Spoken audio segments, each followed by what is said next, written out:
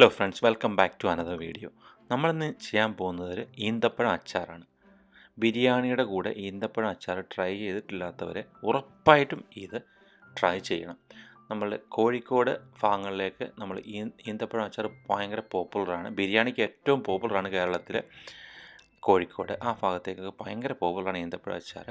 ഇതില്ലാതെ കല്യാണ വീടുകളിലൊക്കെ ഭയങ്കര പോപ്പുലറായിട്ട് ഡിഷാണ്. അപ്പം ഞാൻ ചെയ്യാൻ പോകുന്നത് ഒരു 400 ഗ്രാം ഈന്തപ്പഴമാണ് എടുത്തിട്ടുള്ളത്. കുറച്ച് വെളുത്തുള്ളി ഇഞ്ചി അവനവൻ്റെ ടേസ്റ്റിനനുസരിച്ച് ഇട്ടാൽ മതി. പിന്നെ കുറച്ച് പച്ചമുളക് അരിഞ്ഞത്, കരിയാപ്പിലയും ഉണക്കമുളക് അരിഞ്ഞത് നമ്മൾ കടുവറക്കാൻ വേണ്ടി എടുത്തു വച്ചിരിക്കുന്നതാണ്. അതിൻ്റെ കൂടെ ശർക്കരയും. ഇതിന് ശർക്കരയുടെ ആവശ്യമില്ല, നല്ല മധുരമാണ്. എന്നാലും ശക്കലം കൂടെ ഒരു മിക്സ്. ഇത് പ്രധാനമായിട്ട് ഇതിനകത്ത് നമുക്ക് എരിവും മധുരവും ഉപ്പും എല്ലാം ചേർന്നൊരു ഡിഷാണ്. ബിരിയാണിയുടെ പക്ക കോമ്പിനേഷനാണ്. അതുകൊണ്ടാണ് ശകലം ശർക്കര ചേർക്കുന്നത്. നിങ്ങൾക്ക് ശർക്കരയുടെ മധുരം കൂടെ അഡീഷണലായിട്ട് വേണ്ടെന്നുണ്ടെങ്കിൽ ചേർക്കണ്ട. ഓക്കെ.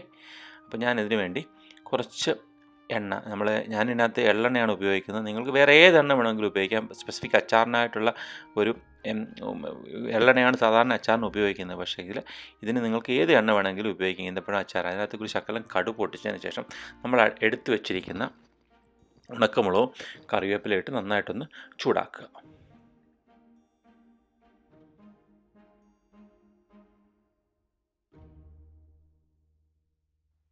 കറിവേപ്പിലയും ഉണക്കമുളകും നന്നായിട്ട് ചൂടായി കഴിയുമ്പം അതിനകത്തേക്ക് നമ്മൾ എടുത്തു വച്ചിരുന്ന ഇഞ്ചിയും വെളുത്തുള്ളിയും ഒന്ന് ചതച്ചതിന് ശേഷം അതിനകത്തേക്കിട്ട് ഒന്ന് ചൂടാക്കുക. നന്നായിട്ടൊന്ന് ഒരു മിനിറ്റെങ്കിലും ഇട്ട് ചൂടാക്കുക.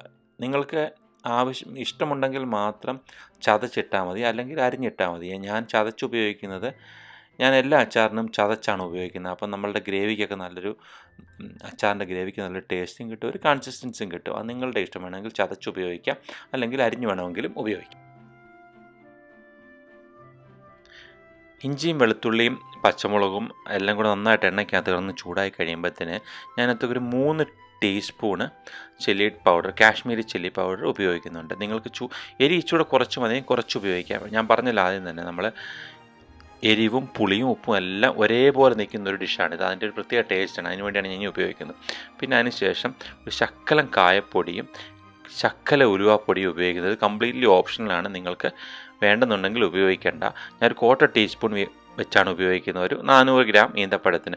കൂടുതലാകരുത്. കൂടുതലായിട്ടുണ്ടെങ്കിൽ കയ്പിൻ്റെ അളവ് കൂടും, അതിൻ്റെ ടേസ്റ്റ് പോയി കിട്ടും. ഇത് ടേസ്റ്റിന് വേണ്ടി ഒരു ശക്കലം 1/4 ടീസ്പൂൺ മാത്രമേ ഉപയോഗിക്കുന്നു. അതിനുശേഷം ഞാൻ എടുത്തു വെച്ചിട്ടുള്ള ശർക്കര അതിനകത്തിട്ടിട്ട് ഒരു 4 ടേബിൾ സ്പൂൺ വിനെഗർ ഉപയോഗിക്കുന്നുണ്ട്. വിനെഗർ വേണേൽ നിങ്ങൾക്ക് കുറച്ച് വേണേൽ ഉപയോഗിക്കാം, ആ പുളിയുടെ അഡ്ജസ്റ്റിന് വേണ്ടി. എന്നിട്ട് അതിനെ നന്നായിട്ടൊന്ന് ചൂടാവാൻ അനുവദിക്കുക. ചൂടായി കഴിയുമ്പോഴത്തേന് ആ ശർക്കര അങ്ങ് അലുത്ത് ചേർന്ന് ഇതാവും, അതിനകത്ത് യോജിക്കും. നിങ്ങൾക്ക് വേണമെങ്കിൽ ശർക്കര പൊടിച്ച് ചേർക്കാം.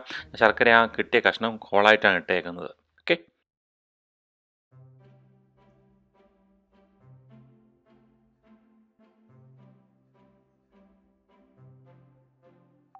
ഇതെല്ലാം കൂടെ നന്നായിട്ടൊന്ന് ചൂടായി കഴിയുമ്പോൾ ഇതിനാവശ്യമായിട്ടുള്ള ഉപ്പും കൂടെ ചേർത്തതിന് ശേഷം നമ്മൾ ആദ്യം എടുത്ത് വെച്ചിട്ടുള്ള ഈന്തപ്പഴം, ഞാൻ 400 ഗ്രാം ഈന്തപ്പഴം, നിങ്ങൾ എത്ര ഗ്രാമാണ്, 200 എടുക്കുന്നതെങ്കിലും 1 കിലോ ആണ് എടുക്കുന്നതെങ്കിലും അതിന് ആവശ്യത്തിനുള്ള ഈന്തപ്പഴം നന്നായിട്ട് ഫൈനായിട്ട് അരിയുമ്പോൾ അതൊന്ന് വഴണ്ട് കിട്ടാൻ, നമ്മൾ ഈ ശർക്കരയൊക്കെ വഴറ്റി ഇതാക്കുന്നതുകൊണ്ട് നന്നായിട്ട് വഴറ്റി എടുക്കാൻ വേണ്ടിയാണ് ഇതിന് എടുക്കുന്നത്. അപ്പം നമ്മൾ ഏറ്റവും ചെറുതായിട്ട് അരിഞ്ഞിട്ടുണ്ടെങ്കിൽ പെട്ടെന്നാകും.